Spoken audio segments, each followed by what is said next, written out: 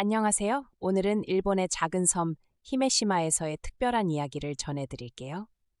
이곳은 100여 마리의 귀여운 고양이들이 살고 있는 고양이 섬으로 사랑스러운 이 고양이들은 사람들과 함께 특별한 순간들을 만들어갑니다. 히메시마는 일본 규슈 이토시마시에 속해 있는 작고 아름다운 섬이에요. 섬 전체를 둘러보는데 1시간도 안 걸릴 만큼 아담한 곳인데요.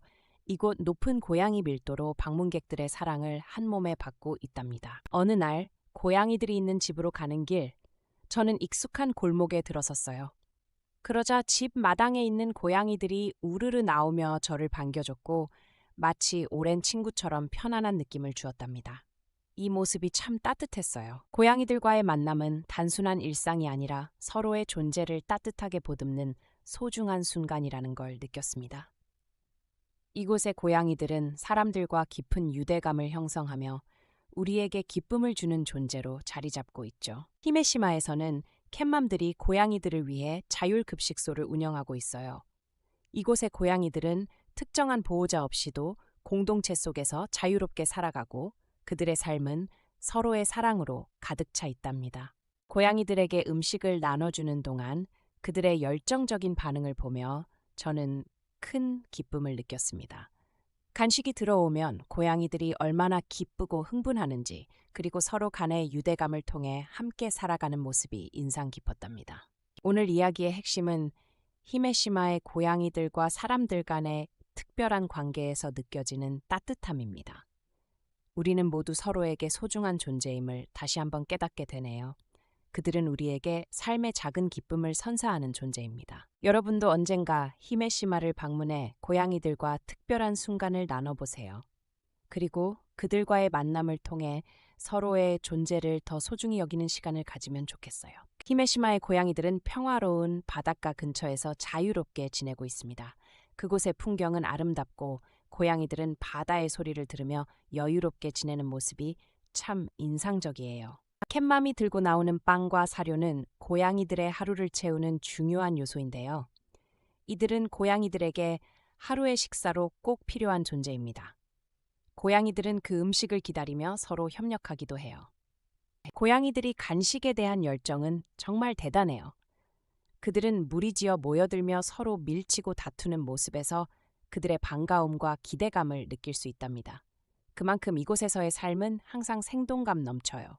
한편 사료를 나눠줄 때의 고양이들은 조금 다른 반응이었어요. 간식과는 달리 사료는 매일 먹는 것이기 때문에 그 반응은 무덤덤했지만 모든 고양이가 함께하는 음식 나누기라는 점에서 의미가 깊었답니다. 식사가 끝난 후 고양이들은 골목과 마당에 널브러져 편안하게 잠을 청했어요. 이 모습이 참 귀엽고 잔잔한 느낌을 주었죠. 고양이들이 만들어가는 일상이 저에게도 큰 위안이 되었답니다. 마지막으로 이곳의 고양이들은 단순히 귀여운 동물이 아니라 사람들에게 사랑과 행복을 주는 존재로서의 중요한 역할을 하고 있습니다. 그들의 존재로 인해 우리는 일상의 작은 순간들을 소중히 여길 수 있죠. 히메시마를 방문하며 느낀 사랑스럽고 특별한 고양이들과의 순간들이 여러분에게도 전해졌으면 좋겠어요. 우리 모두 서로의 존재를 보듬고 사랑하며 살아갈 수 있길 바라요. 오늘 소개할 이야기는 한 남편의 고민입니다. 10세 아들이 있는 가정에서 아내가 샤워 후 알몸으로 돌아다니며 벌어지는 일 때문인데요. 이 사연이 많은 이들에게 큰 화제가 되고 있습니다. 이 사건은 한 온라인 커뮤니티에 올라온 글로부터 시작됐습니다. 40대 중년 부부 A씨가 3학년 아들을 두고 아내의 행동 때문에 고심하고 있다는 내용이었습니다. 여러분도 이 상황 한번 상상해 보세요. A씨는 아내가 화장실에서 씻고 나오는 즉시 알몸으로 거실을 활보하는 것에 대해 고민하고 있습니다. 그는 이상하게 생각하지 않기 위해 아내의 몸매를 비하하지 않겠다고도 했습니다. 그러면서도 이 상황이 너무 불편하다고 털어놓았습니다. A씨는 아들이 초등학교에 진학할 무렵부터 아내에게 알몸으로 다니지 말라고 주의해 왔습니다. 성적인 문제가 있을 수 있다는 걱정 때문입니다. 그러나 아내는 이를 계속 무시하고 행동을 고치지 않고 있는 상황입니다. A씨는 안방 화장실이 있는데도 불구하고 아내는 그곳을 사용하지 않겠다고 합니다. 이로 인해 A씨는 부부싸움까지 이어지는 갈등을 겪고 있습니다. 이 과정에서 아내는 애가 뭘 안다고 반론을 펼치고 불만을 토로합니다. A씨는 아들이 딸이라면 이렇게 할 수 있을지, 그래서 더 문제라고 지적합니다. 하지만 아내는 엄마와 아들 사이의 관계가 다르다며 이해하지 못하는 모습을 보입니다. 여기서 과연 어떤 문제들이 발생하고 있는 걸까요? 사연을 접한 누리꾼들은 다양한 반응을 보였습니다. 같은 여자가 봐도 이상하다는 의견부터 요즘 초등학생은 빠르다는 반응까지 많은 사람들이 아내의 행동에 대한 의문을 제기했습니다. A씨는 자신이 유난히 예민한 것인지 다른 가정도 비슷한 경험을 하고 있는지 궁금하다고 말했습니다. 이 사연은 이제 단순한 개인의 문제가 아닌 사회적인 논의로 확대될 수 있을지도 모르겠습니다. 실제로 초등학생들은 성에 대한 이해가 깊어지는 시기입니다. 이 시기에 아내의 행동이 아이에게 미칠 수 있는 영향은 작지 않을 것입니다. 그래서 더 많은 대화와 이해가 필요합니다. 이 사건은 많은 가정에서 발생할 수 있는 문제로 부모가 자녀에게 성에 대한 올바른 교육을 해주는 것이 중요함을 상기시켜줍니다. 여러분도 이런 상황에 놓인다면 어떻게 대처할 수 있을까요? 아내는 친구들에게 물어보며 자신이 올바르다고 주장하지만 과연 모든 친구들이 아들에게 그렇게 행동하는 것에 동의하고 있을까요?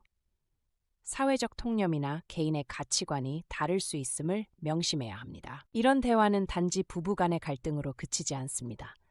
각 세대마다 다르게 느끼는 성에 대한 인식 차이가 있으며 이를 어떻게 좁혀갈지가 중요합니다. 부부가 서로의 입장을 이해하고 공감하는 것이 필요합니다. A씨의 아내가 왜 그런 행동을 지속하는지 그 이유를 진지하게 들어보는 것이 첫걸음이 될 수 있습니다. 결국 이 문제는 가정 내에서의 소통과 이해의 중요성을 다시 한번 일깨워줍니다. 부모가 자녀에게 어떻게 대처해야 할지를 고민해야 할 시점입니다. 여러분도 이러한 문제에 직면했을 때 어떻게 대처할지 한번 생각해 보세요. 서로의 입장에서 이해하는 것이 어떤 갈등도 해결하는 첫걸음이 될 수 있을 것입니다. 최근에는 20대 남자 교사가 19세 여고생과 부적절한 관계를 맺고 이후에 잠자리 파트너를 제안했다는 충격적인 소식이 전해졌습니다. 이 사건은 여고생 A양이 고민을 털어놓은 유튜브 채널에서 시작되었습니다. A양은 고등학교 3학년으로 성인 남성에게만 이성적인 호감을 느끼며 최근 새로 부임한 교사 B씨와 가까워졌습니다. B씨는 학생들 사이에서 인기 있는 교사였고 SNS를 통해 두 사람은 연락을 주고받게 되면서 관계가 깊어졌습니다. 방학 중 B씨는 A양을 집으로 초대해 식사를 제안했습니다. 그러나 그 자리는 술자리로 이어졌고 이후 두 사람은 성관계를 가지게 되었습니다. A양이 진지를 다짐하며 교제를 원한다고 하자 B씨는 의외의 답변을 하며 단순한 잠자리 파트너 관계를 제안했다고 합니다. 이 사건은 단지 개인적인 문제가 아니라 교육 현장에서의 심각한 윤리적 문제를 드러냅니다. 유튜버는 이 대화를 보며 정상적인 관계가 아니다라며 이를 그루밍으로 지적했습니다. A양은 B씨와 계속 연락 중이며 힘든 상황에 처해 있다고 밝혔습니다. 이를 본 누리꾼들은 강력한 반응을 보였고 두 사람 다 병원 치료가 시급하다는 의견이 많습니다. 또한 A양이 부모님과 교육청에 도움을 요청해야 한다는 목소리가 커지고 있습니다. 이 사건은 다른 피해자를 막기 위해서라도 신속한 신고가 필요합니다. 안녕하세요, 여러분. 오늘은 국가공무원 7급 공개경쟁채용 1차 필기시험 응시율이 60%를 밑돌았다는 소식을 전해드릴게요. 올해 응시율은 59.9%로 집계되었고 이는 3년째 하락세를 이어가고 있습니다. 지난 19일 서울 시내 한 학교에서 7급 공무원 1차 시험이 치러졌어요. 이 시험은 공무원을 꿈꾸는 많은 이들에게 중요한 관문인데요. 응시생들의 열기가 뜨거운 모습이었답니다. 그래요. 이번 시험의 응시 대상자는 총 26,361명인데 실제로 응시한 인원은 15,793명이에요.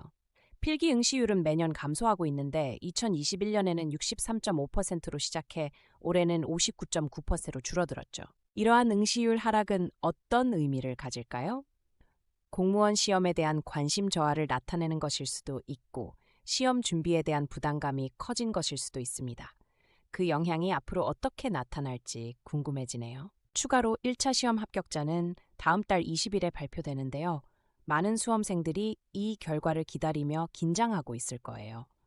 앞으로의 응시율 상승을 위해 무슨 변화가 필요한지도 고민해 봐야겠죠. 여러분, 중요한 메시지를 전하고 싶어요. 시험 준비는 힘들고 지치기도 하지만 포기하지 않는 것이 중요해요. 비록 응시율이 하락하더라도 여러분의 꿈은 소중하니까요. 오늘의 뉴스는 여기까지입니다. 응시율 감소와 그 배경에 대해 살펴보았는데요. 여러분의 노력과 열정이 결실을 맺기를 응원합니다. 다음 소식도 기대해 주세요. 마지막으로 여러분이 가진 이야기를 들려주세요. SBS 비즈는 여러분의 제보를 기다리고 있습니다. 홈페이지에서 더 많은 정보도 확인해 보세요. 공무원 시험은 많은 이들이 선망하는 직업으로 바로 가는 길인데요. 이번 하락세가 단순한 일시적인 현상인지 아니면 새로운 흐름을 예고하는 것인지 살펴봐야 합니다. 많은 수험생들이 공무원 시험을 준비하며 겪는 현실적인 어려움들도 있을 텐데요. 이에 대한 인식 개선이 필요할지도 모르겠어요. 여러분은 어떻게 생각하시나요? 이번 응시율 하락은 과연 어떤 요인들이 작용했을까요? 경쟁이 심화되면서 느끼는 압박감이나 다른 직업의 인기 상승 등이 원인으로 작용할 수 있겠죠. 또한 요즘은 다양한 직업들을 찾아보는 사람들이 많아지고 있습니다. 공무원 외에도 매력적인 직업들이 많으니 자신의 적성과 상황에 맞게 여러 선택지를 고려해 보는 것도 좋겠어요. 시험에 대한 부담이 커지면서 수험생들이 줄어든 것이라면 언제나 응원하는 사람들이 있다는 것을 잊지 마세요. 여러분의 꿈을 응원하고 싶어요. 마지막으로 수험생 여러분, 시험이 끝났다고 해서 무언가를 포기하지 마세요. 더 나은 내일을 위해 한 걸음씩 나아가는 것이 중요합니다. 이렇게 오늘의 뉴스를 마무리하면서 공무원을 꿈꾸는 모든 이들에게 힘내라고 전하고 싶어요. 늘 응원할게요. 다음 소식에서 만나요. 최근 제주 우도 해변에서 중국 국기가 개양된 사진이 온라인에서 확산되면서 제주도가 중국 섬이 되었다는 괴담이 돌고 있습니다. 이로 인해 주요 관광지에 대한 잘못된 정보가 퍼지며 관광업계는 큰 우려를 하고 있습니다. 문화체육관광부에 따르면 지난해 10명 중 6명이 문화예술을 관람하는 등 국민의 관심은 커지고 있습니다. 그러나 넘쳐나는 공연과 전시에 지쳐 흥미를 잃기 쉬운 상황입니다. 특히 양양은 서핑과 미식을 즐길 수 있는 명소로 알려져 있지만 최근 SNS와 커뮤니티에서는 유흥의 성지라는 부정적인 이미지가 확산되고 있습니다. 양양군은 허위사실 유포자에 대해 법적 조치를 취하겠다고 밝혔습니다. 이러한 괴담은 지역 관광업계에 심각한 영향을 미치고 있습니다. 특히 단체 관광객이 많이 방문하는 지역에서는 취소로 인해 큰 손실을 겪고 있으며 관광 수익이 급감하고 있습니다. 제주도는 중국인 소유가 전체 면적의 0.5%에 불과하다고 해명했음에도 불구하고 소문은 계속 퍼지고 있으며 강화군은 방사능 관련 소문으로 힘든 상황입니다. 이로 인해 관광업계는 더욱 어려움을 겪고 있습니다. 관광업계 관계자는 소문이 관광에 미치는 부정적인 영향을 강조하며 지역 자정 노력이 필요하다고 말합니다. 지역 스스로 대안을 마련해야만 관광객을 유치할 수 있습니다. 결론적으로 잘못된 정보가 관광지의 이미지에 미치는 영향은 심각합니다. 관광업계는 협력하여 홍보 전략을 세우고 객관적인 정보 전달이 필요합니다. 관광객과 지역 주민 모두가 서로를 이해하고 올바른 정보를 알릴 수 있도록 노력해야 합니다. 소문에 휘둘리지 말고 각 지역의 아름다움을 경험해 보세요. 또한 이러한 문제를 해결하기 위해서는 지역 관광업계의 자정 노력도 중요합니다. 바가지 요금과 같은 부정적인 사례를 없애고 서비스 개선에 힘써야 합니다. 온라인 커뮤니티의 정보가 잘못된 경우가 많습니다. 이를 유의하여 신뢰할 수 있는 경로를 통해 정보를 얻는 것이 중요합니다. 지역 관광지가 제대로 소개될 수 있도록 노력해야 합니다. 관광업계는 고령자 단체 관광객의 감소가 특히 중요하다고 강조합니다. 한 번의 소문으로 인한 영향을 최소화하기 위해 철저한 정보 관리가 필요합니다. 예를 들어 여수는 바가지 요금과 불친절한 서비스로 인한 이미지 저하가 심각한 상황입니다. 이러한 인식을 개선하기 위해서는 지역 주민의 참여가 필수적입니다. 관광 콘텐츠의 다양화와 서비스 개선을 통해 지역 관광지를 더욱 매력적으로 가꿔야 합니다. 이를 통해 관광객이 자주 찾는 장소로 거듭날 수 있습니다. 마지막으로 관광업계는 정부와 협력하여 효과적인 홍보 전략을 마련하는 것이 필요합니다. 지역의 매력을 잘 전달하면 관광객도 자연히 늘어날 것입니다. 우리 모두가 지역의 아름다움을 알리고 서로를 이해하는 시간을 가질 수 있다면 관광업계도 다시 활성화될 것입니다. 긍정적인 변화가 필요합니다. 최근 반려견 훈련사 강영욱이 28위 갑질 의혹에서 무혐의 처분을 받고 한국을 떠났다는 소식이 전해졌어요. 강영욱은 소셜미디어를 통해 자유로운 일상을 공개하며 긍정적인 근황을 알렸어요. 강영욱은 7월 19일 자신의 소셜미디어에 미국에서의 일상을 올리면서 한국에서나 미국에서나 공원 찾아다니고 개 산책시키고 똑같이 지내고 있어요 라는 메시지를 남겼어요. 많은 팬들이 그의 근황을 궁금해했죠. 사진 속 강영욱은 반려견과 함께 공원에서 환한 미소를 지으며 산책하는 모습을 보여주었어요. 강영욱과 그의 개가 닮은 모습이 팬들에게 흐뭇한 느낌을 안겼답니다. 소중한 반려견과의 시간을 강조했죠. 이번 소식은 강영욱이 사회적 논란을 뒤로하고 평범한 일상으로 복귀하려는 의지를 보여주는 의미가 있어요. 팬들은 그의 긍정적인 에너지를 응원하고 그가 더욱 행복해지길 바라는 마음을 전하고 있죠. 또한 강영욱은 헬스장에서 운동하는 사진도 함께 게재했어요. 그는 2주만 할 거니까 저렴한 곳 등록했는데 동네 청소년들 다니는 곳 같아요 라며 유머러스하게 일상을 공유했죠. 강영욱의 여유로운 모습이 팬들에게 힘을 주고 있어요. 이 모든 내용은 강영욱이 어려운 시기를 견디고 자신의 일상과 사랑하는 반려견들과 함께 행복한 시간을 보내고 있다는 메시지를 전달해요. 팬들은 그를 향한 사랑과 응원을 멈추지 않을 것입니다. 결국 강영욱은 8월 5일 채널A의 개와 늑대의 시간으로 방송 복귀를 예정하고 있어요. 그는 다시 한번 많은 팬들을 만나고 그간의 이야기를 나눌 준비를 하고 있답니다. 팬들은 그의 활동을 기대하며 응원하고 있어요. 마지막으로 강영욱의 이야기를 들으면서 반려견이나 소중한 존재와 함께하는 시간을 잊지 말자는 메시지를 전하고 싶어요. 다시 시작하는 강영욱의 긍정적인 모습처럼 우리도 소중한 일상을 더욱 가치 있게 만들어가요. 강영욱과 아내 수잔 엘더는 지난해 자신들이 운영하는 보듬 컴퍼니와 관련해 무단 열람 및 감시 의혹에 휘말렸지만 경찰의 무혐의 처분을 통해 이러한 논란을 털어내게 되었어요. 조심스럽게 사회적 시선에서 자유로워진 그는 앞으로도 자신의 전문성을 살려 반려견 훈련사로서의 역할을 계속해 나갈 계획이에요. 많은 팬들은 그의 복귀를 기다리고 있습니다. 팬들과의 소통을 소중히 여기는 강형욱은 소셜미디어를 통해 일상 속 작은 행복을 나누는 모습을 보여주고 있어요.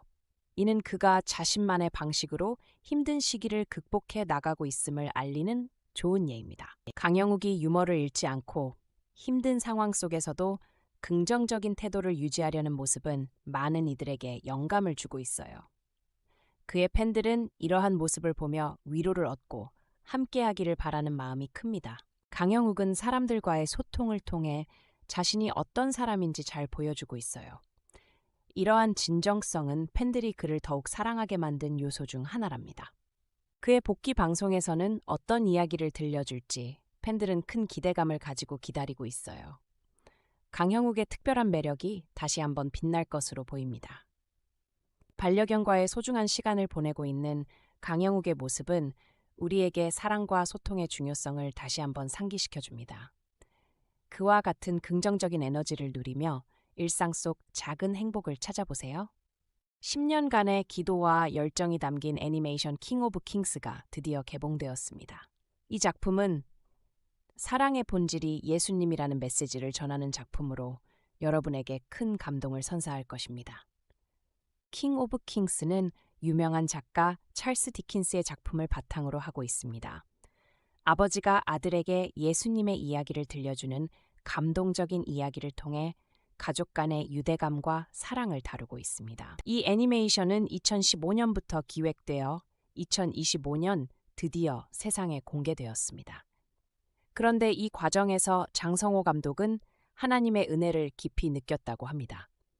그가 겪은 어려움과 그를 도와준 사람들의 이야기 또한 흥미롭습니다. 영화는 인간의 결핍이 예수 안에서 진정한 사랑으로 치유될 수 있다는 메시지를 가지고 있습니다. 이러한 주제는 많은 사람들에게 중요하고 깊은 의미를 줄 것으로 기대됩니다. 장 감독은 북미 시장을 겨냥해 이 작품을 기획했습니다. 기독교 콘텐츠 시장의 성장 가능성을 보고 제작비를 국내에서 모으기로 했지만 많은 어려움이 있었습니다. 그럼에도 불구하고 그는 포기하지 않았습니다. 이 애니메이션을 통해 저희는 사랑의 본질이 예수님이라는 메시지를 광범위하게 알릴 수 있기를 바랍니다. 이는 많은 이들에게 깊은 감동을 줄 수 있을 것입니다. 결국 모든 힘든 순간에도 장 감독은 하나님을 믿고 계속 나아갔습니다.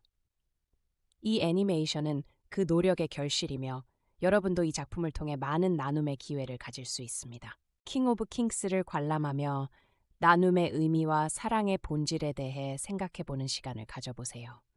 영화를 통해 새로운 깨달음을 얻을 수 있는 기회를 놓치지 마세요. 장성우 감독은 제작 초반부터 많은 어려움을 겪었고 투자 유치를 위해 많은 사람과의 상담을 했습니다. 그러나 계속되는 부정적인 반응에도 불구하고 포기하지 않았습니다. 영화 제작 과정에서 장 감독은 필요한 도움을 계속해서 받았습니다. 그중 한 명인 제이미 토마스는 헐리우드 유명 배우들이 목소리를 참여하게끔 도와주었습니다. 킹 오브 킹스는 단순한 애니메이션이 아닌 사람 간의 사랑과 이해를 기반으로 한 감동적인 이야기로 가족과 함께 보기에 적합합니다. 장 감독은 이 영화가 전 세계적으로 큰 흥행을 일으키고 있다고 전하며 그 모든 순간에 하나님의 도우심을 느꼈다고 고백했습니다. 이는 많은 이들에게 신앙의 힘을 느끼게 해줄 것입니다. 영화는 사랑의 본질과 인간의 결핍을 다루면서도 유머와 감동을 함께 담아내고 모든 세대가 공감할 수 있는 요소가 많습니다. 특히 이 작품은 기독교인뿐만 아니라 비기독교인들에게도 큰 감동을 주길 바랍니다. 사랑과 이해의 메시지가 모든 이에게 다가갔으면 합니다. 끝으로 여러분도 이 작품을 통해 예수님의 사랑을 느끼고 그 사랑을 나누는 기회가 되기를 바랍니다. 애니메이션 킹 오브 킹스 꼭 관람해보세요. 최근 여수의 한 유명 백반집이 논란에 휘말렸습니다. 혼자서 식사하러 간 유튜버가 불친절한 대응을 받으며 결국 내쫓기고 말았다는 이야기가 온라인에서 화제가 됐습니다. 지난 20일 해당 백반집을 방문한 유튜버 A씨가 경험한 불편한 일화가 유튜브에 공개되며 많은 누리꾼들로부터 비판을 받았습니다. 이 사건은 혼밥 문화에 대한 주목을 불러일으켰습니다. 유튜버 A씨는 2인분을 주문했으나 식당 주인은 한 명만 오는 게 아니다라며 짜증을 내며 대처했습니다. A씨가 빨리 먹겠다고 하자 업주는 예약 손님을 자리에 앉혀야 한다고 몰아세우며 불친절한 태도를 보였습니다. 이 사건은 여수 맛집을 추천한 방송인 풍자의 영향력에 대한 논란으로 번졌습니다. 많은 사람들이 리뷰의 신뢰성에 의문을 제기하며 요식업체의 서비스 품질 개선의 필요성을 강조하고 있습니다. 풍자는 3년간의 경험을 바탕으로 또간집이라는 유튜브 콘텐츠를 운영하며 수많은 식당을 방문했지만 이번 경우는 그간의 신뢰와 이미지에 타격이 될 수 있다는 우려를 표했습니다. 사건과 관련해 누리꾼들은 식당 업주가 작성한 사과문에 대해 비판적인 시각을 드러냈습니다. 억지로 쓴 것 같다며 진정성이 떨어진다는 반응이 이어졌습니다. 결국 여수 백반집의 업주는 앞으로는 친절한 응대를 하겠다고 다짐하며 사과문을 게시했습니다. 이는 고객과의 신뢰를 회복하기 위한 노력으로 보여집니다. 마지막으로 이러한 사건이 발생하지 않도록 서비스 업계는 고객 맞이 방식에 대한 재점검이 필요합니다. 모든 고객이 존중받아야 하며 좋은 서비스가 곳곳에서 이루어져야 합니다. 여수 백반집의 논란은 단순한 개인의 경험에 그치지 않고 많은 사람들에게 큰 영향을 미쳤습니다. 이는 서비스 업계 전반에 대한 경각심을 일깨우는 계기가 될 것입니다. 이번 사건을 통해 우리는 음식점의 서비스가 얼마나 중요한지를 다시 한번 깨닫게 됩니다. 고객의 경험은 항상 최우선으로 고려되어야 한다는 점을 명심해야겠습니다. 해당 사건은 단순한 불만을 넘어서 소통의 중요성을 다시 한번 상기시켜줍니다. 식당과 고객 간의 원활한 소통이 좋은 결과를 만들 수 있습니다. 또한 이번 사건은 혼자 밥 먹기의 문화가 여전히 사회에서 받아들여지고 있지 않다는 사실을 드러냅니다. 혼자서 식사하는 것은 더 이상 부끄러운 일이 아닙니다. 이제 우리는 혼밥을 하는 사람도 환영받아야 하는 분위기를 만들어야 합니다. 모든 고객이 편안하게 식사를 즐길 수 있는 환경이 조성되어야 합니다. 사과문을 통해 업주가 앞으로 친절한 응대를 약속했지만 그 실천 여부는 곧바로 드러날 것입니다. 지속적인 관심이 필요합니다. 유튜버 A씨는 이번 일로 인해 불쾌한 경험을 했지만 이는 더 많은 사람들이 불친절한 서비스에 대해 목소리를 낼 계기가 되었습니다. 풍자 또한 이번 사태에 대해 비판적인 목소리를 내며 앞으로도 더욱 신뢰할 수 있는 맛집 추천을 위해 노력할 것이라 밝혔습니다.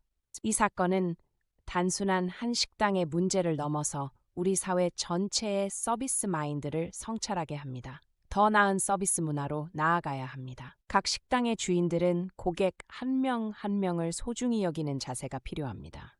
고객이 불편을 느끼는 순간 그 식당의 이미지는 크게 훼손될 수 있습니다. 이번 논란을 통해 여수 지역의 식당들은 더욱 친절하게 고객을 대하는 법을 배울 수 있는 기회가 될 것입니다. 이는 지역 경제에도 긍정적인 영향을 미칠 것입니다. 서비스 업계에서는 성공적인 고객 경험을 만들기 위해 직원 교육과 서비스 개선에 더욱 힘써야 한다는 점이 강조됩니다. 여수 맛집에 대한 관심이 높아짐에 따라 앞으로도 지속적인 모니터링이 필요할 것입니다. 이를 통해 좋은 식당들이 더욱 발전할 수 있습니다. 호기심으로 시작한 유튜브 콘텐츠가 이런 식으로 사회적 논란으로 이어질 줄은 예상치 못했습니다. 모든 리뷰가 신뢰받는 것이 중요합니다. 결국은 식당과 고객 간의 믿음이 가장 중요한 요소입니다. 일회성 경험이 아니라 지속 가능한 고객 관계를 위해 노력해야 합니다. 이번 사건을 통해 더욱 많은 사람들이 리뷰와 추천의 힘을 이해하게 되며 더 나은 선택을 할 수 있는 계기가 될 것입니다. 소비자들이 스스로의 경험을 통해 목소리를 내는 건 굉장히 중요합니다.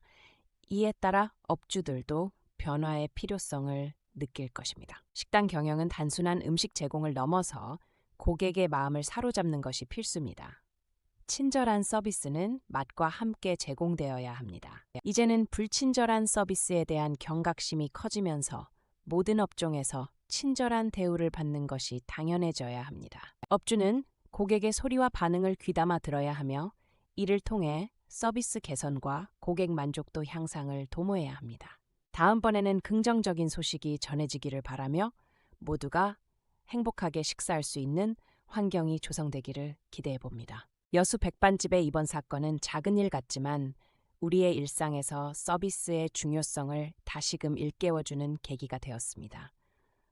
모두가 함께 고민하고 성장하는 사회가 되기를 희망합니다. 안녕하세요. 오늘 전해드릴 소식은 인천에서 발생한 충격적인 총기 사건입니다.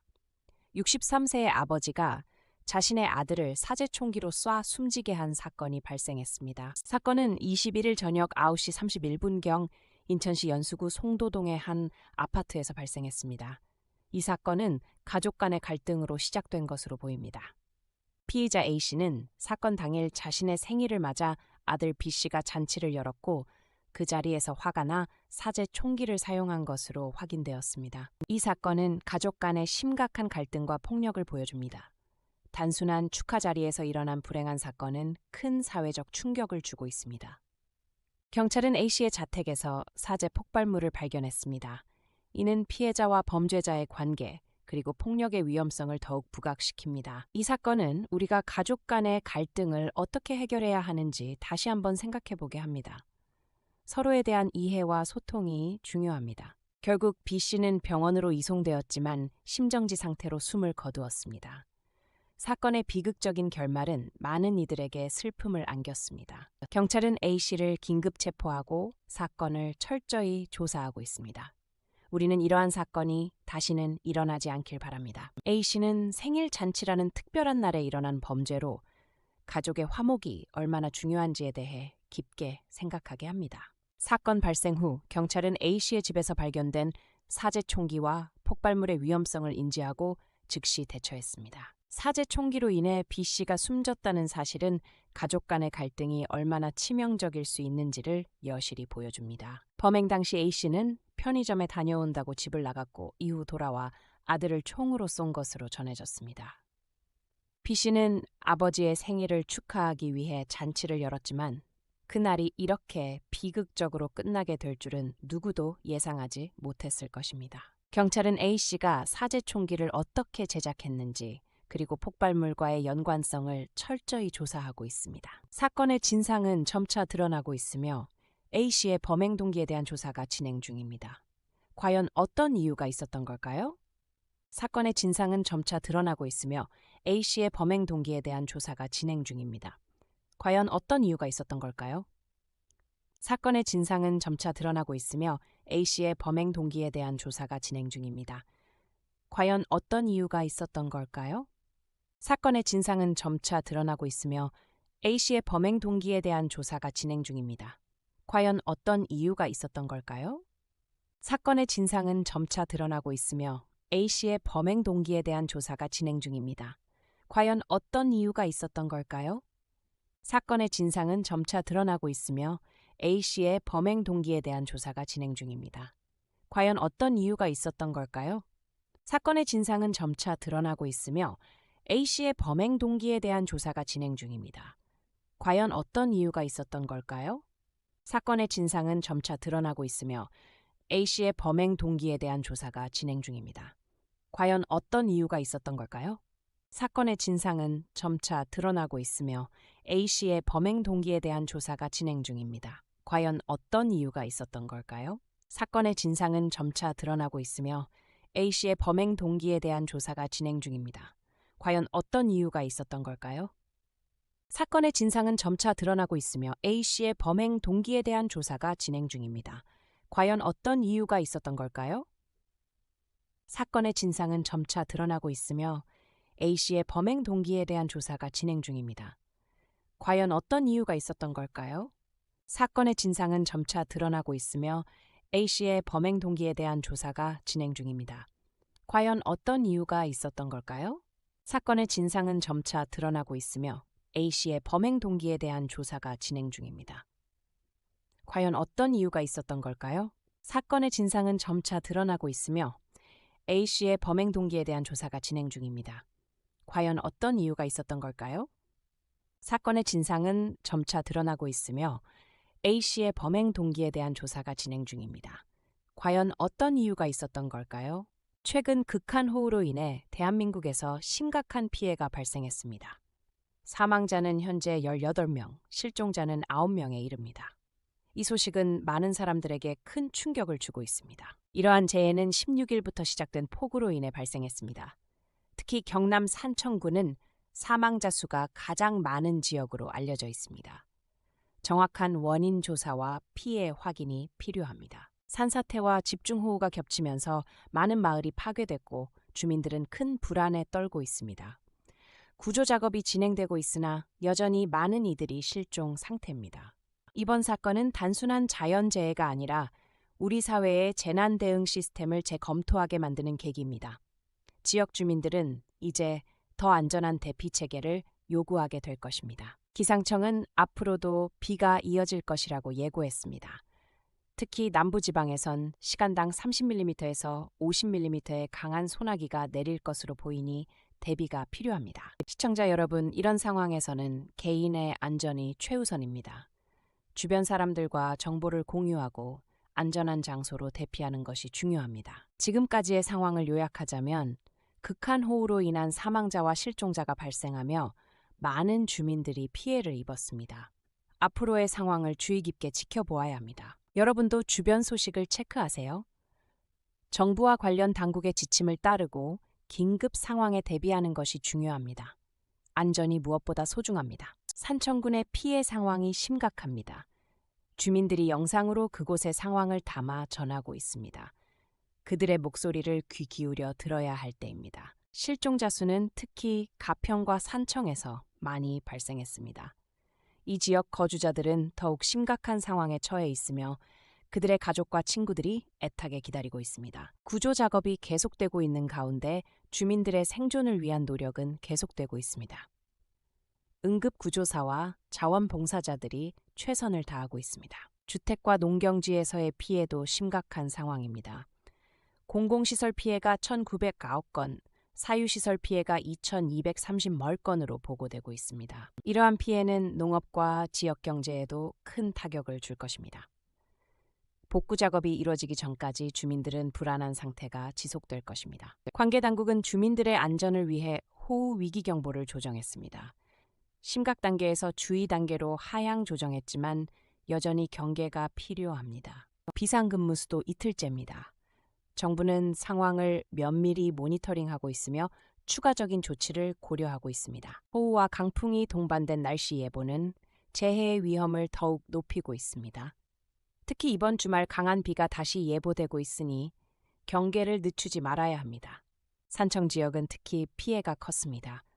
주민들은 마을이 파괴되고 가족과 이웃이 실종된 상황에 깊은 슬픔을 느끼고 있습니다. 지금은 서로 도와야 할 때입니다.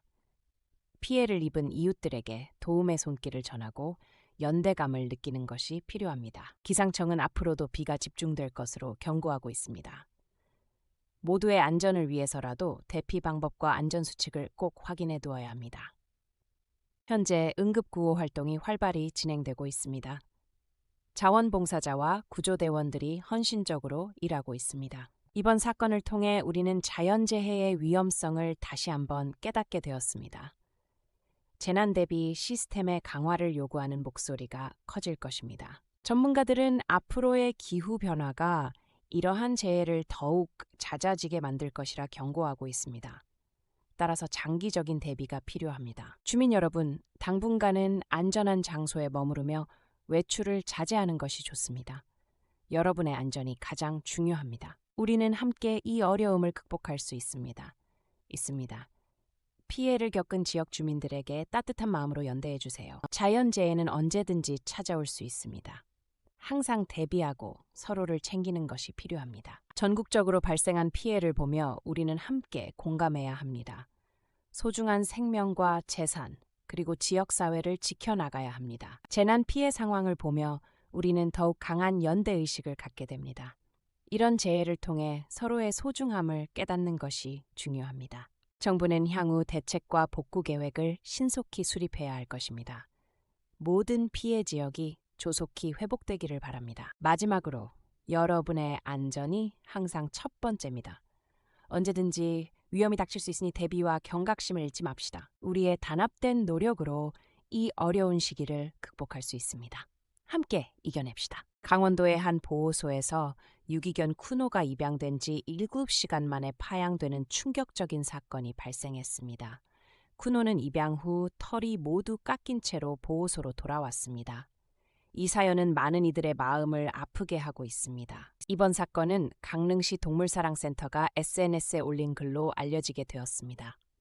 게시물은 7시간 만에 파양, 그리고 털이 망가진 채 돌아온 쿠노 이야기라는 제목으로 많은 사람들의 눈길을 끌었습니다. 쿠노는 2살의 수컷 유기견으로 차우차우와 사모예드의 믹스견입니다.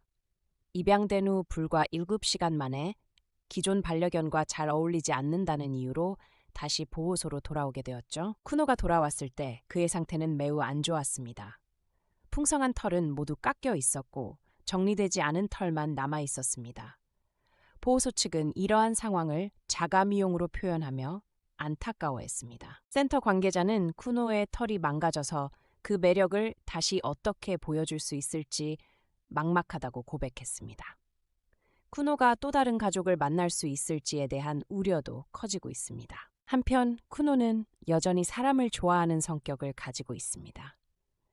유기견으로서 힘든 시간을 겪었지만 그의 순수한 마음을 잃지 않았다는 사실이 더욱 마음 아프게 만듭니다.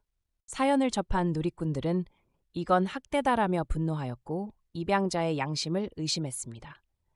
자가미용이 아닌 실습용으로 입양했을 것이란 추측도 이어졌습니다. 이 사건을 통해 우리는 입양에 대한 책임감을 다시 한번 생각해 봐야 합니다.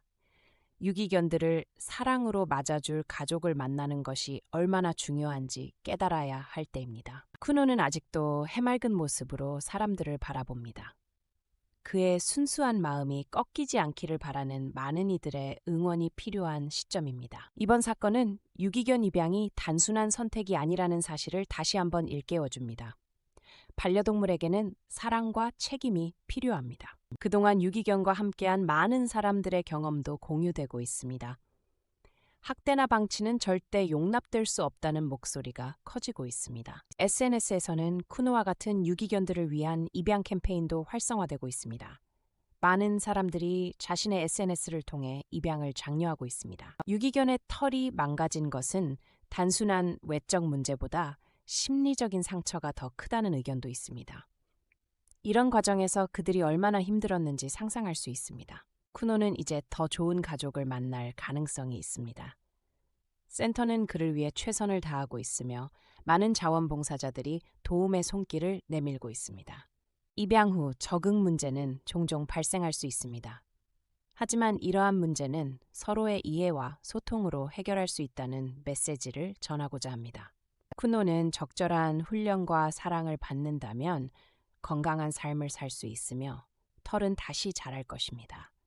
그의 새로운 시작을 위해 많은 이들의 응원이 필요합니다. 이 사건을 통해 우리는 반려동물에 대한 올바른 이해와 접근이 필요함을 느낄 수 있습니다. 단순한 외모가 아닌 그들의 마음도 중요합니다. 쿠노와 같은 유기견들은 기존의 스테레오타입을 깨부수고 새로운 가족을 만날 자격이 있습니다. 그들의 이야기에 귀 기울여 주세요. 유기견의 입양은 한 번의 선택이 아니라 평생의 약속입니다. 그 약속을 지키기 위해서는 충분한 준비와 고민이 필요합니다. 많은 사람들의 응원과 관심 덕분에 유기견들이 더 나은 환경에서 생활할 수 있는 기회가 늘어나고 있습니다. 함께 힘을 모아주세요. 토드 쿠노가 새로운 가족을 만날 날이 오길 먹이실 바라며 그를 위해 많은 사람들이 함께 기도하고 있습니다. 그의 미래를 위해 응원해주세요. 이 사건은 유기견 입양의 중요성을 다시 한번 일깨워줍니다. 반려동물에게 사랑을 주고 싶다면 책임을 다해야 합니다. 아름다운 털을 가지고 있었던 쿠노가 다시 그 모습을 되찾을 수 있도록 우리는 그를 위한 사랑과 관심을 계속해야 합니다. 쿠노는 여전히 사람과 함께하고 싶어하는 사랑스러운 아이입니다.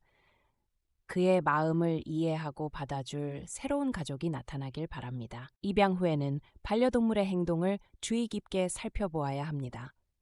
문제가 발생했을 땐 전문가와 상담하는 것이 가장 현명한 방법입니다. 이번 사건에서 많은 것들이 드러났습니다.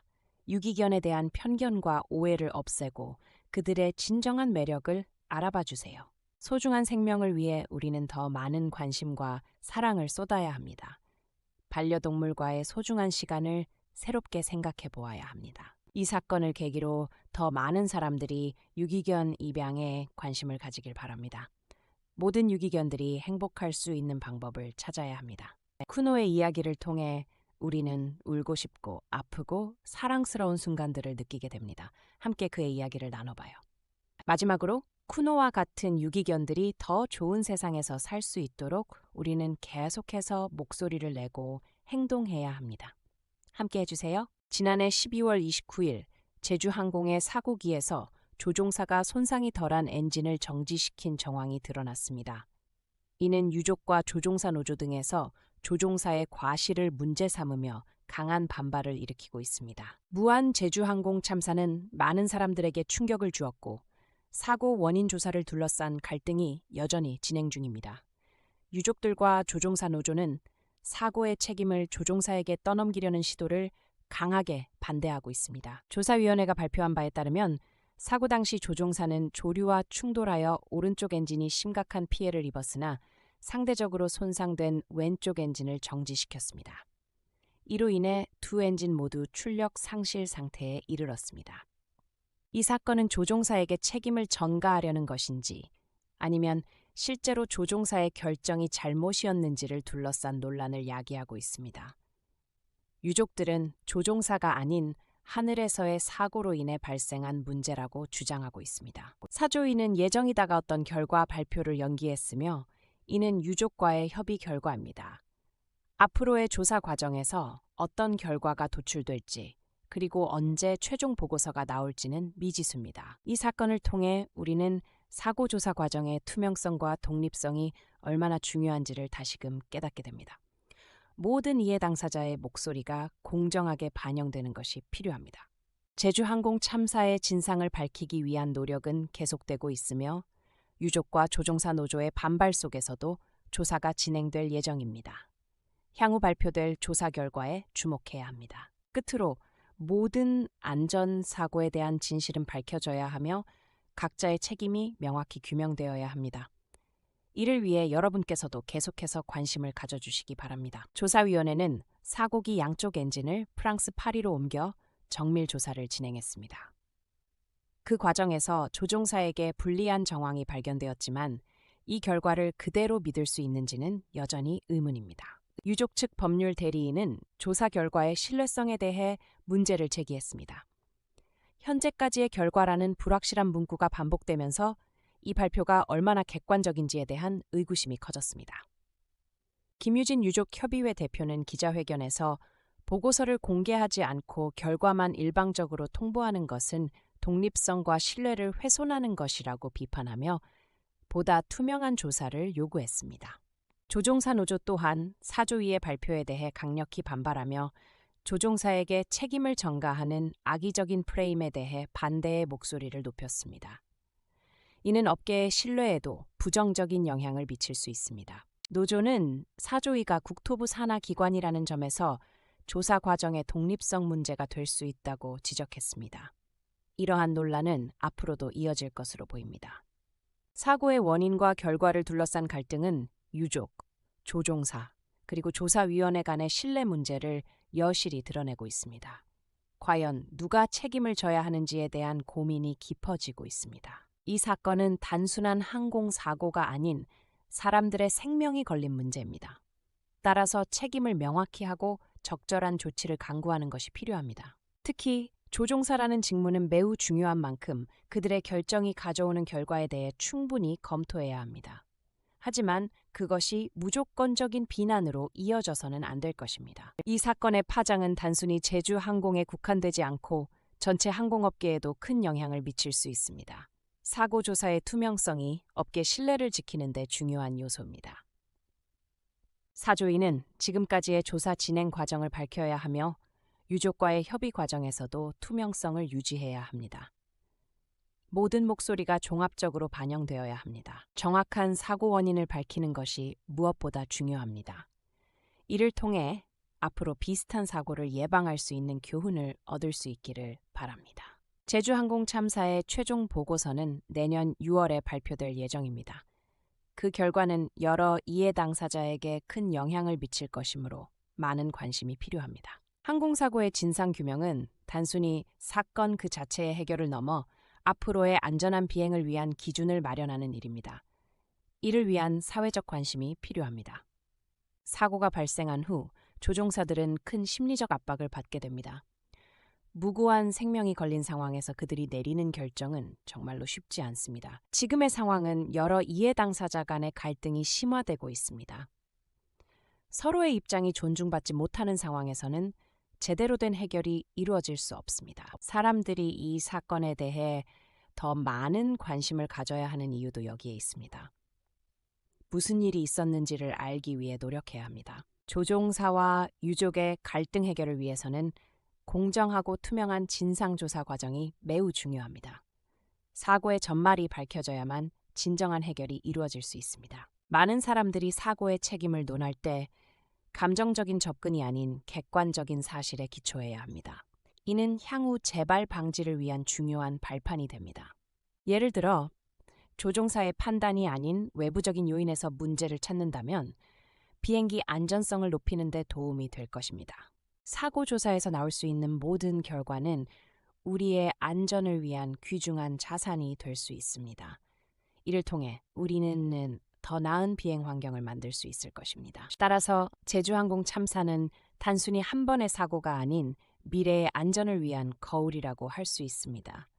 안전의 기준을 높이는 계기가 되어야 합니다. 마지막으로 이 사건을 통해 안전에 대한 경각심을 일깨우고 우리 모두가 서로 존중하며 사는 사회가 되길 바랍니다. 사고의 진실이 밝혀지기를 기대합니다. 민생회복 소비 쿠폰의 1차 신청이 시작되었습니다. 이날 대구 달서구의 주민센터 앞에서 많은 시민들이 신청을 위해 긴 줄을 서고 있었는데요. 특히 50대 이상의 중장년층이 주로 모였습니다.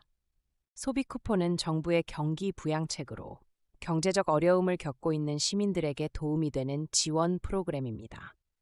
온라인과 오프라인 신청이 가능하지만 첫날부터 혼잡이 예상되었습니다. 서울 청량리 주민센터 앞에서도 30여 명의 대기자가 보였고 이들 대부분은 온라인 신청에 어려움을 느끼고 있었습니다.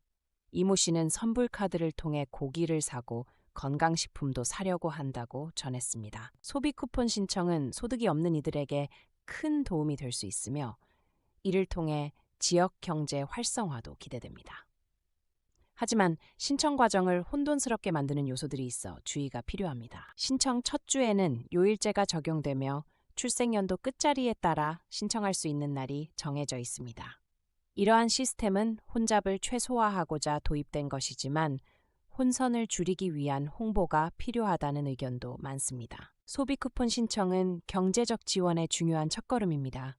본인의 요일을 반드시 확인하고 필요한 경우 미리 준비해두는 것이 좋습니다. 첫날의 혼잡함 속에서도 많은 시민들이 희망을 가지고 신청을 하고 있습니다.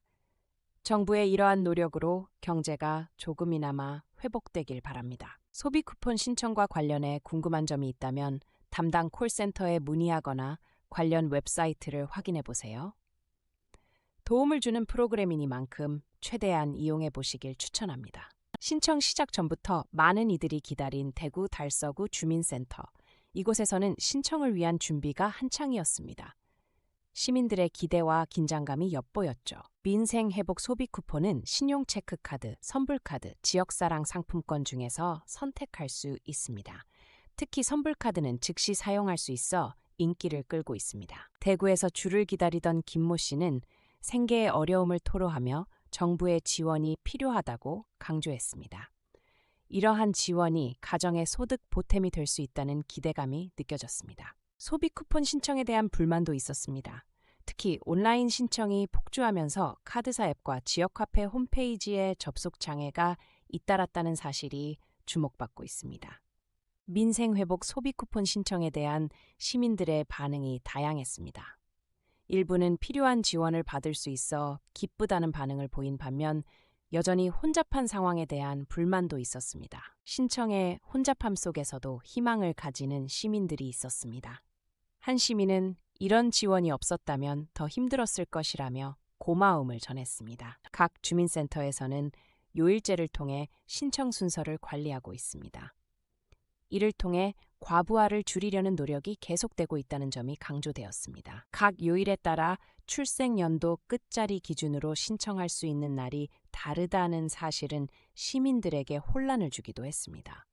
이에 대한 사전 홍보가 부족하다는 지적도 있었습니다. 신청 첫날 서울 석촌동 주민센터 앞에도 많은 중장년층이 대기 중이었습니다. 이들은 필요한 생활비를 보탤 수 있는 기회를 얻기 위해 기다리고 있었습니다. 소비 쿠폰을 통해 많은 시민들이 생필품을 구매하고 지역 상권도 활성화되기를 바랍니다. 하지만 온라인 신청의 혼잡함 해결이 필요할 것으로 보입니다. 카드사 앱에서 접속 장애가 발생한 상황은 온라인 신청이 얼마나 힘든지를 상징적으로 보여줍니다. 이로 인해 많은 사람들이 오프라인으로 신청하기 위해 나선 것으로 보입니다. 행정복지센터는 시민들에게 필요한 정보를 제공하기 위해 최선을 다하고 있습니다. 하지만 고객들과의 소통을 강화할 필요가 있다는 점이 지적되고 있습니다. 신청이 진행되는 동안 민생회복 소비 쿠폰의 필요성과 중요성이 커지고 있다는 점 또한 주목할 만합니다. 이는 정부의 경기 부양책으로서 큰 의미를 가지고 있습니다. 김모 씨는 자신의 경제적 상황을 설명하며 소비 쿠폰으로 필요한 물품을 구입할 계획이라고 밝혔습니다. 이런 실제 사례들은 정책의 필요성을 더욱 느끼게 합니다. 장애인이나 고령자를 위해 신청 절차가 간소화되었다는 소식도 있습니다. 이들은 혜택을 받는 데 있어 많은 도움이 될 것으로 기대됩니다. 소비 쿠폰 프로그램이 성공하기 위해선 무엇보다도 시민들과의 소통이 중요합니다. 효율적인 정보 제공과 시스템 관리가 필수적입니다. 신청 절차를 간소화하고 정보 제공을 확대하는 것이 향후 민생회복 소비 쿠폰 운영의 방향일 것입니다. 이를 통해 시민들이 느끼는 혼란을 최소화해야 합니다. 주민센터에서 대기 중인 시민들은 잠시의 불편함을 감수하고 더 큰 지원을 받기 위한 노력을 기울이고 있습니다. 이들은 희망을 가지고 기다리고 있습니다. 소비 쿠폰 신청이 마무리된 후 각 지역 상점들이 어떻게 활성화될지에 대한 기대감이 커지고 있습니다. 이는 지역 경제에 긍정적인 영향을 미칠 것입니다. 소비 쿠폰은 단순한 지원을 넘어 지역 사회의 연결고리를 강화하는 역할도 하고 있습니다. 서로 돕고 나누는 문화가 더욱 확산되길 바랍니다. 향후 신청 절차에서 발생할 수 있는 문제를 최소화하기 위한 정부의 노력이 필요합니다. 시민들도 신청 방법을 정확히 이해하고 준비해야 합니다. 마지막으로 민생회복 소비 쿠폰은 시민들의 생활에 긍정적인 영향을 줄 것으로 예상됩니다. 모두가 힘을 합쳐 이 어려움을 극복해 나가길 바랍니다.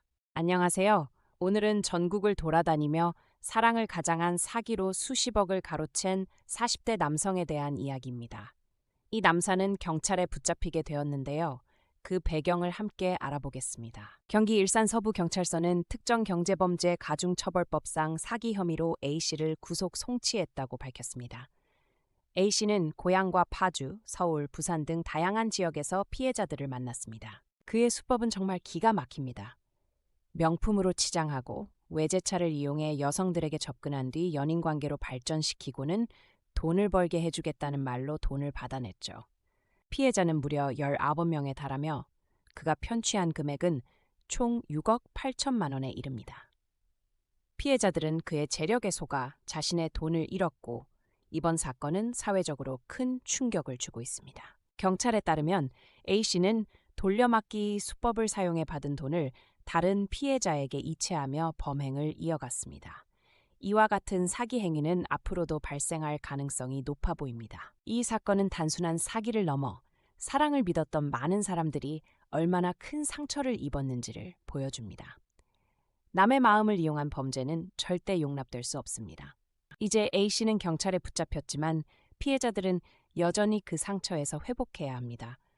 우리 모두가 경각심을 가지길 바랍니다. 사기 사건을 예방하기 위해서는 항상 신중해야 하며 누군가가 제안한 것에 대해 충분히 의심하고 확인하는 것이 중요합니다. A씨는 의심을 피하기 위해 가명을 사용했으며 도주 과정에서 현금만 이용하며 치밀하게 행동했습니다.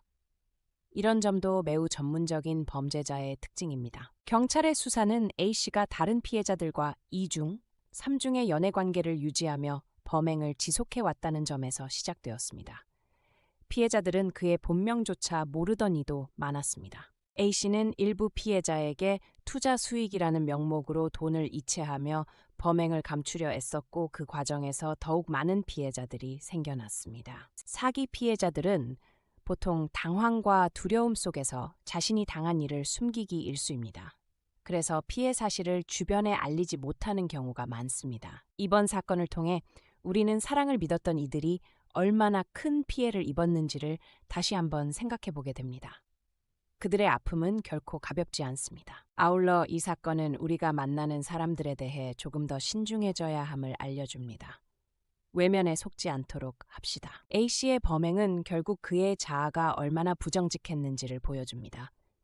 사랑과 신뢰를 악용한 범죄로 그에게는 반드시 책임이 따르게 될 것입니다. 그는 결국 경찰의 수사망에 걸리고 마는데 이는 경찰의 끈질긴 추적 덕분입니다. 이제는 더 이상 피해자를 만들어서는 안 됩니다. 사기 피해자들은 이 사건을 통해 스스로를 돌아보는 시간을 갖게 될 것입니다. 피해를 입지 않기 위해 필요한 것은 바로 정보와 경각심입니다. A씨는 디투어 스킬을 이용해 계속해서 피해자들을 속였고 이로 인해 그의 범죄는 더욱 악화되었습니다. 피해자들은 속수무책으로 당해야 했습니다. 어떤 경우에도 속지 않기 위해서는 예전의 경험을 잘 되새기는 것이 중요합니다. 주변에 도움을 요청하는 것도 좋은 방법입니다. 이번 사건은 우리 사회에서 사기와 범죄가 어떻게 발생하고 피해자들이 어떻게 고통을 겪는지를 드러내는 계기가 됩니다. 이런 사건들을 통해 우리는 배워야 할 것이 많습니다. 특히 신뢰는 쉽게 주어질 수 없는 것임을 기억해야 합니다. 피해자들이 다시 일어설 수 있도록 도와줘야 합니다. 주변의 지인이나 가족이 도움을 줄 수 있는 세상이 되어야 합니다. 또한 이와 같은 범죄가 재발하지 않도록 사회 전반의 경각심을 높여야 합니다. 각자의 자리에서 할 수 있는 역할이 중요합니다. 사람들은 사랑에 속기 쉽지만 그것이 범죄로 이어질 수 있음을 잊지 말아야 합니다. 항상警惕해야 합니다. 마지막으로 이번 사건이 단지 뉴스로 끝나지 않기를 바랍니다. 진정으로 필요한 것은 예방과 교육입니다. 우리 모두가 함께 노력하여 이런 범죄가 다시는 발생하지 않도록 해야 하겠습니다. 힘을 모아 세상을 더 안전하게 만들어 갑시다. 사기 사건은 누구에게나 일어날 수 있습니다. 우리 주변에서 일어나는 일들을 소중히 여기고 작은 신호도 간과하지 말아야 합니다. 이제는 피해자의 아픔을 이해하고 그들의 목소리에 귀 기울이는 것이 필요합니다. 사기 피해를 줄이는 데에 함께 할 수 있는 방법을 찾아봅시다. 앞으로는 우리 각자가 경각심을 가지고 그런 행위에 대한 사회적 인식을 높여야 합니다. 사랑이란 믿음이 악용되지 않도록 합시다. 이상으로 이번 사건에 대한 이야기를 마치겠습니다. 모두가 함께 할 수 있는 이 피해 예방의 순간에 함께하길 바랍니다. 감사합니다.